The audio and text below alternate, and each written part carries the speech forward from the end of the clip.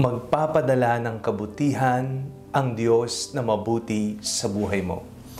Ako po si Father Fiel Pareha at ito po ang ating segment, ang Daily Devotion, na kung saan tayo po ay magdarasal, magbabasa at magninilay kasama ng salita ng Diyos sa buong taon. Manalangin tayo.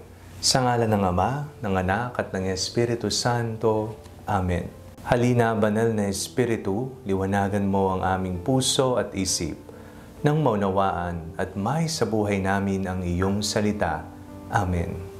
Our Bible passage for today is from the book of Psalms, chapter 85, verses 9 to 13, and I read it for you.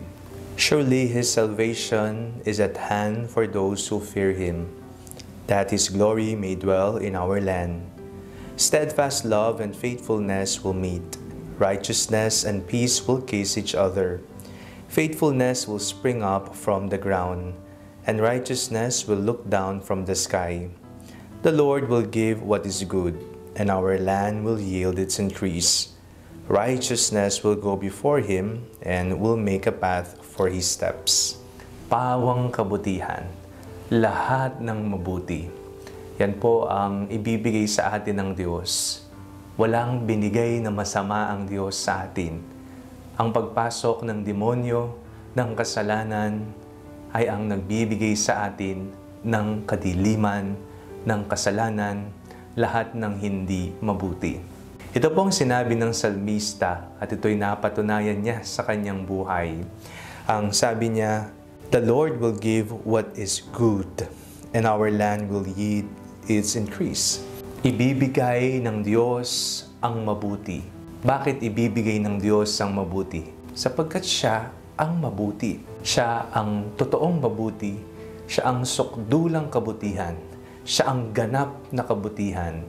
At lahat ng nagmumula sa Kanya ay pawang mabuti. Tayo po ay nagmula sa Diyos, likas ang kabutihan sa atin. Ang kanyang ginawa ay napakabuti. Hindi ho ba kung babalikan natin ang libro ng Henesis, bababasa po natin nung nilikha ng Panginoon ang lahat ng bagay, ang mundo, ang mga hayop, ang kalikasan ng dagat, ang isda, ang ibon, lahat ng kanyang nilikha.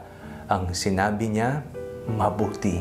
At ng ang tao, sa kahuli-hulihan ng kanyang nilikha, sinabi niyang napakabuti. Very good. Kaya naman, ipakita natin ang ating kabutihan. Ang pagbibigay ng kabutihan ng Diyos sa atin nawa ang mag-udyok sa atin upang ipamalas ang kabutihang nasa ating puso. Ikaw ay mabuti. Kung sasabihin sa iyo ng iba na ikaw ay masama, no? Tingnan mo ang iyong sarili, ano ba ang nagpasama sa iyo? Ano ba ang nagbigay ng kadiliman sa iyo? Sapagkat likas kang mabuti.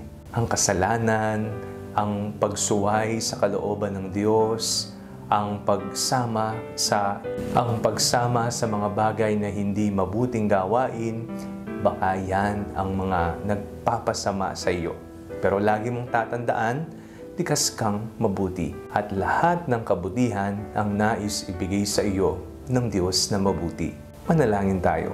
Panginoong Jesucristo, maraming salamat po sa kabutihan na dulot niyo sa aming buhay. Nawa, Panginoon, matuto kaming salaminin ang kabutihang ito sa tuwing kami po ay nakikisalamuha sa iba. Makita nawa nila ang mukha ng kabutihan, ang mukha ng Diyos. Amen. Sa ngalan ng Ama, ng Anak at ng Espiritu Santo. Amen. Huwag po ninyong kalimutang i-like ang video ito.